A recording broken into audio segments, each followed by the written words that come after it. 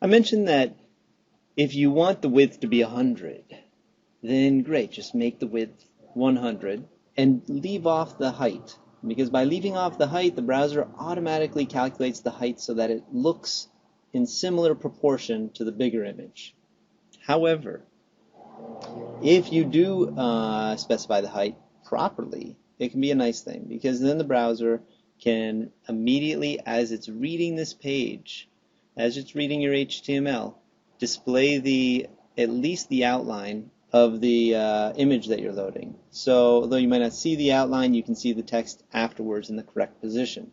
If it doesn't know the height until after it started loading the image, the rest of the text either will jump around or not show up at all. So how do we know what the height should be? Well, we can always right-click on an image and go to Inspect Element. And it'll give us details about that image, including the HTML. So let's click that. And down here you see the image, just like in our code in WebStorm, comes right after the body and before the H1. This looks very similar to what's in WebStorm.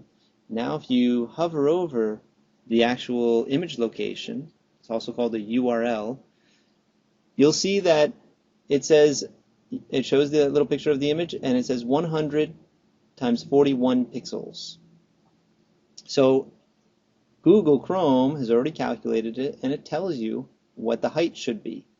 And it also tells you the natural or the original image. The original image, as it grabbed it from our server, is 827 dots by 339 dots. So you could always divide that and get 41 too, but in our case we're going to actually just write in here height equals 41.